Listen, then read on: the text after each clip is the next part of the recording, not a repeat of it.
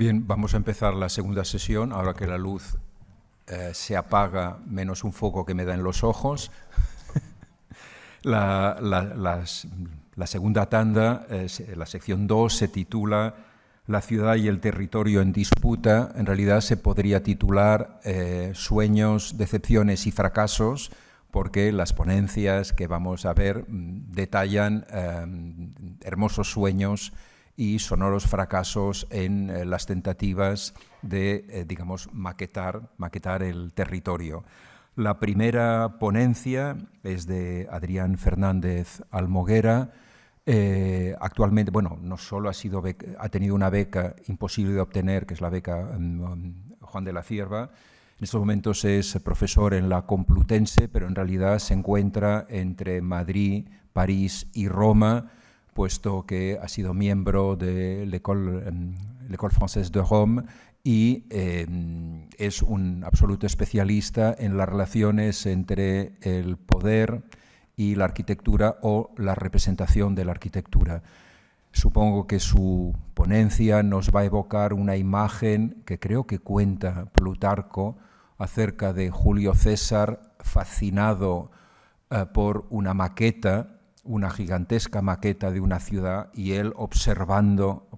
la maqueta y ya calculando estrategias para tomar dicha urbe. Lo que vamos a ver en este caso es una imagen de Julio César encarnado en Napoleón y su deseo de crear una gigantesca maqueta que nunca pudo llegar a concluirse.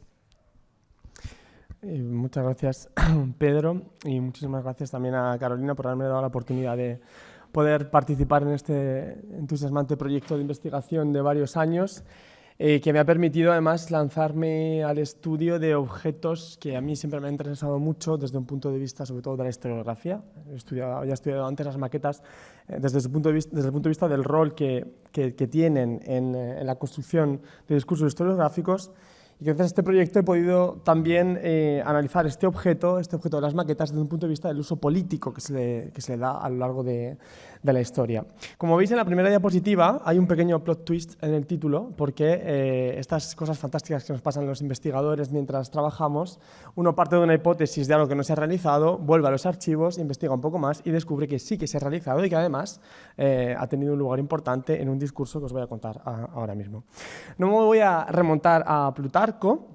pero sí que quiero empezar esta reflexión sobre la relación entre los imperialismos y esta cuestión de la obsesión por concentrar modelos arquitectónicos universales, partiendo de una de mis novelas o de mis biografías noveladas favoritas, sino la favorita, estas Memorias de Adriano de Marguerite Yourcenar,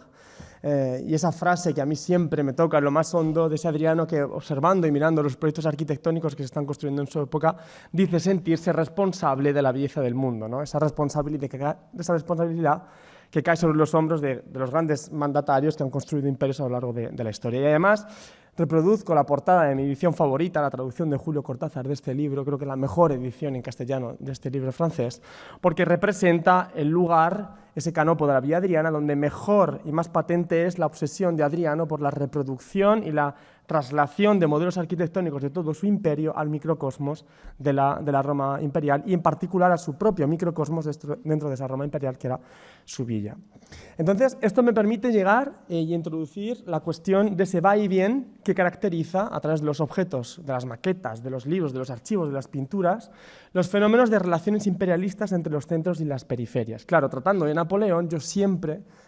me esfuerzo en demostrar que Napoleón no es un fenómeno generado por generación espontánea, sino que es heredero de un proceso histórico que surge o que tiene su primer gran acto en 1789, ¿no? Este año marca un nuevo juego de equilibrios entre este centro y periferia nacionales, y ese juego de equilibrios nuevo está demostrado por una serie de eventos y de objetos entre los cuales hay maquetas. A partir de las ruinas de la Bastilla destruida en 1789, se decreta que las piedras de la prisión sean transformadas en maquetas de la propia prisión que sean distribuidas desde París a los 84 nuevos departamentos que surgen tras la ruina del Estado absolutista francés. Vemos que este movimiento desde el centro a la periferia durante la revolución que vivió y ensalzó Napoleón tuvo también un una serie de contramovimientos desde la periferia nacional al centro a través de objetos y de desplazamientos. Tal vez el objeto más representativo de esta nueva relación entre la periferia y el centro revolucionario sean estos cuadernos de quejas que se enviaron en los albores de la Revolución desde todos los territorios de Francia a la corte, a París, casi como flechas disparadas contra la cúpula de vidrio que protegía Versalles y que resquebrajaron esta cúpula, a partir de la cual surgiría el nuevo Estado. Es interesante también comprender cómo estos movimientos de la periferia hacia el centro se articulan no solo a través de los objetos contundentes, sino a través de las personas. Por eso, en las fiestas nacionales revolucionarias en las que participó el joven Bonaparte, se pedía la participación de representantes de todos los pueblos y ciudades de Francia reunidos en esos nuevos territorios que representaban a la nación, como el Campo de Marte de París, ¿no? Vemos que se establece una dinámica de centro y periferia, que París se va posicionando como el centro de una nueva concepción universalista de la cultura y del mundo, y esto además tiene una implicación antes y durante los eventos revolucionarios en el propio pensamiento arquitectónico. Es bien sabido, y esto lo han estudiado historiadores del prestigio de la talla como Bernard Saint-Vian, que distintas obras historiográficas, distintos manuales y distintas iniciativas en el París de los años 90 y 1800 tuvieron por objeto hacer de esta capital el centro de recepción de colecciones y de discursos sobre la universalidad del pensamiento arquitectónico que esta Francia revolucionaria ambicionaba en conquistar, porque ya en esta época, evidentemente, las tropas revolucionarias del Directorio estaban conquistando toda Europa. Uno de los ejemplos más claros es el Recueil et Pagarel de Durand, que abre su obra con una concepción de distintos ejemplos arquitectónicos de todos los territorios del mundo, a partir de los cuales los arquitectos de la Revolución debían concebir la nueva arquitectura nacional. Otro todavía más llamativo, y que además tiene mucho que ver con lo que nos reúne hoy en día, fue el museo público-privado que Casas montó en su propio apartamento parisino a partir de los modelos y maquetas que reunió en sus viajes por Europa y en particular en Italia. Un museo del cual él mismo produjo y publicó el catálogo de exposición que se podía comprar para los visitantes y en el cual creó una serie de historias de la arquitectura universal mezclando arquitecturas egipcias, arquitecturas árabes, chinas, griegas y romanas, posicionando así su apartamento en el centro de un discurso internacional en el que Francia, como digo, reclamaba una nueva centralidad en la ordenación del conocimiento y de los saberes del mundo. Esto tiene un salto exponencial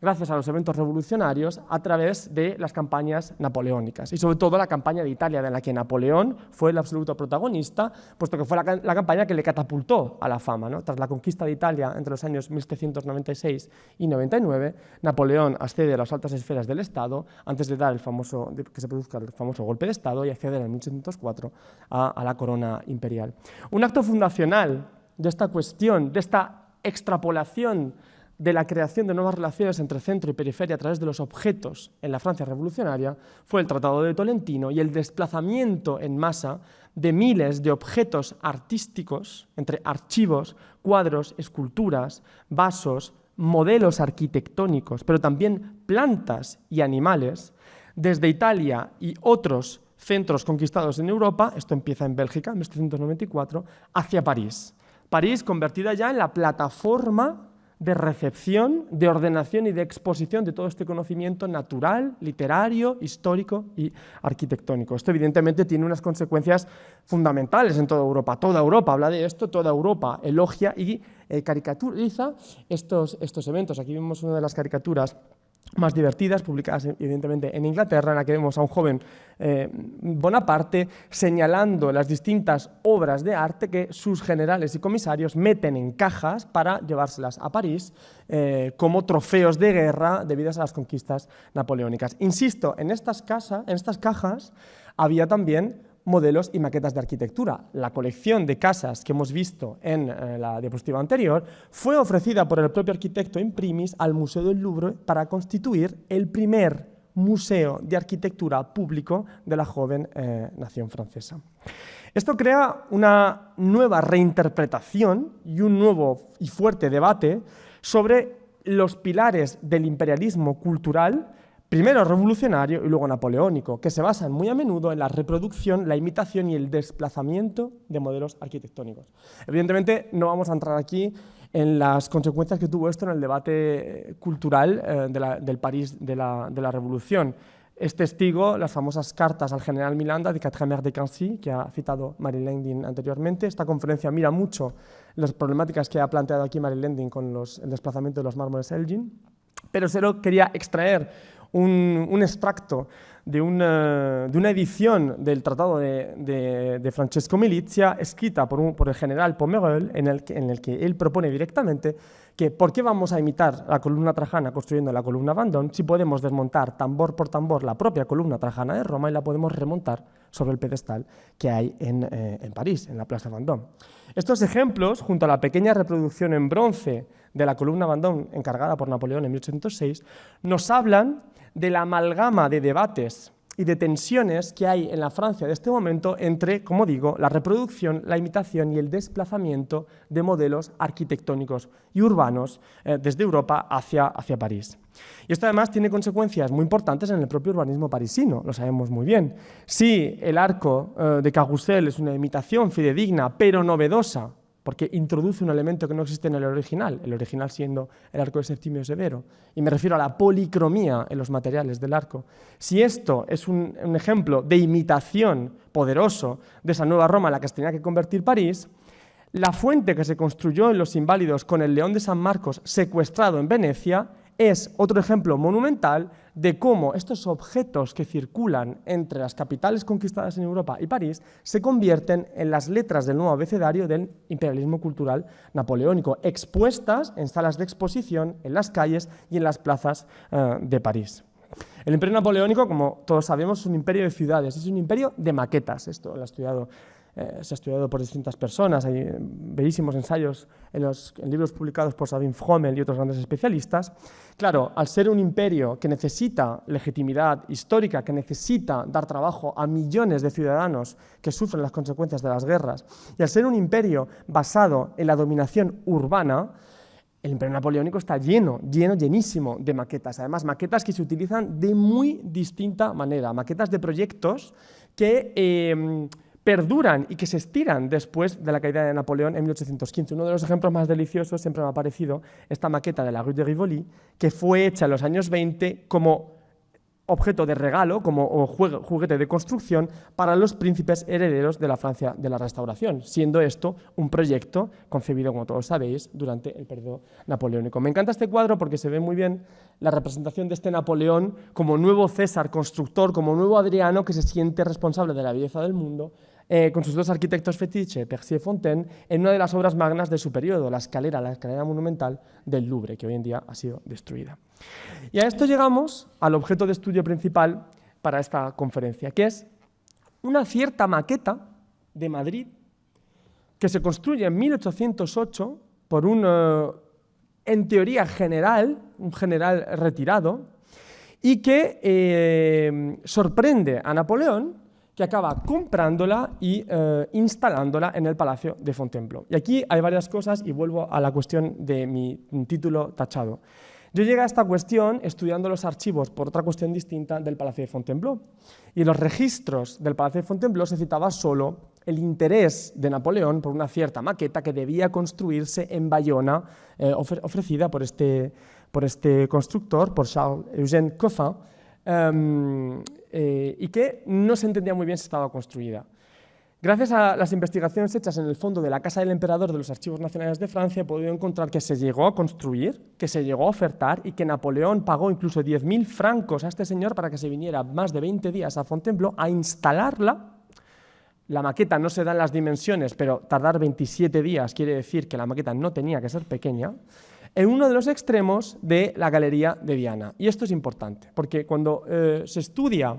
la manera en la que los objetos son utilizados por los proyectos de imperialismo cultural, es fundamental entender el espacio para el que son pensados estos objetos desplazados, porque todo objeto que sale de un contexto original y entra en otro tiene que tener una coherencia con esto del nuevo objeto si lo que queremos es crear un discurso político coherente.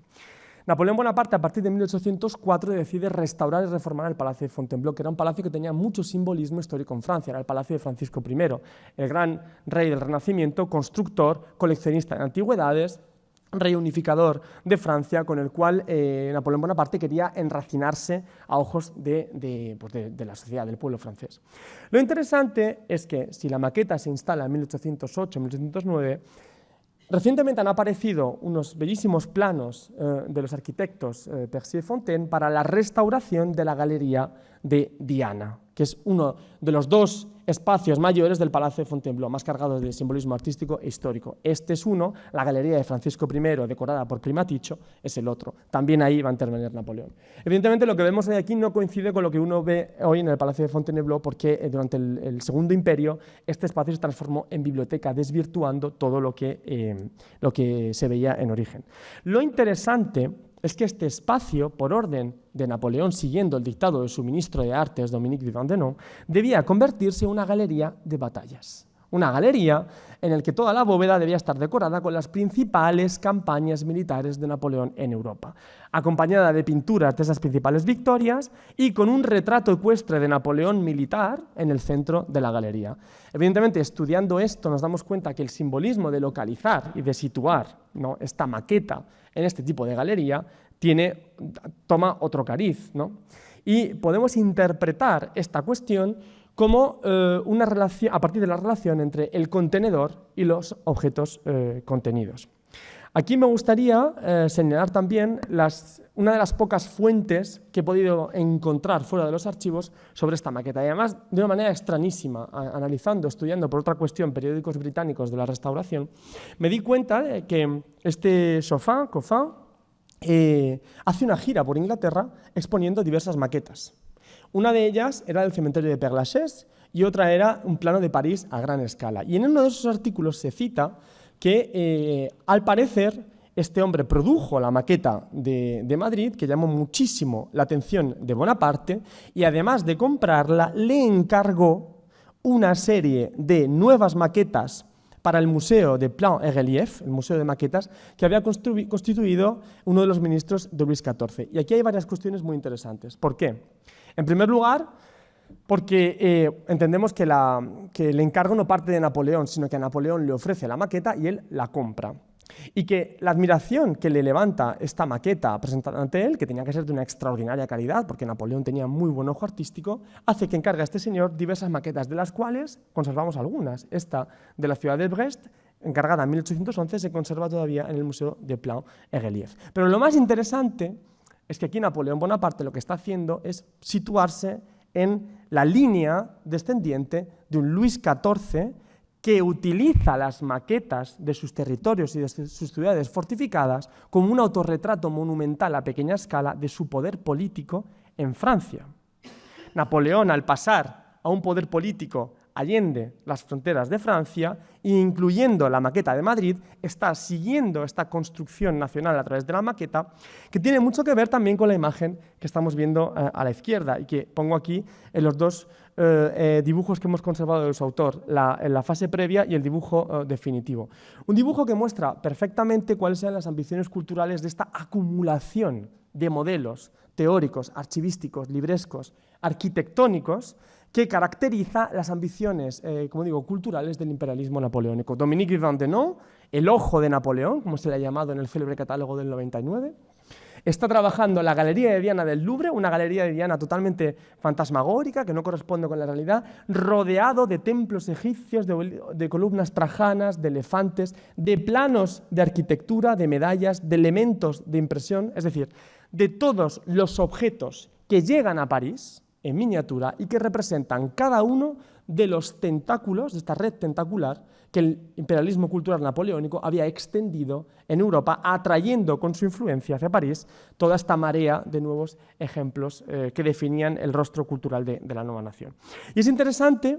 esta cuestión de la imagen de Benjamin Six por la cuestión de la nueva cultura visual imperialista, ¿no? De esos modelos e imágenes que circulan. Ya no solo las maquetas y los modelos arquitectónicos van de una ciudad a otra, sino que gracias a estos mecanismos de apropiación de las reducciones y de los modelos arquitectónicos se crean imágenes que circulan, sobre todo a través de las medallas,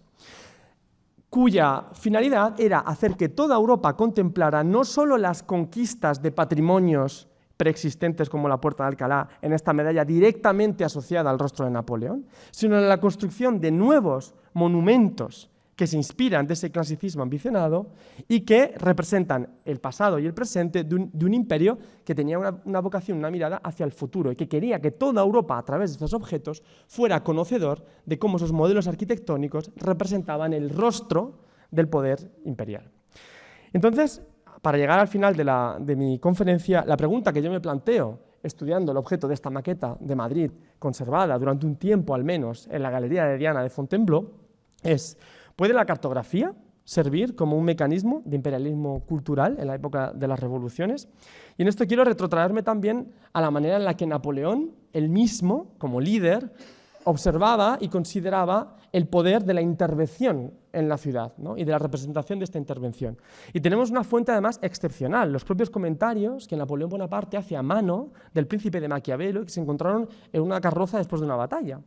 Y justamente en el pasaje en el que Maquiavelo recomienda que se destruyan las ciudades de los pueblos conquistados como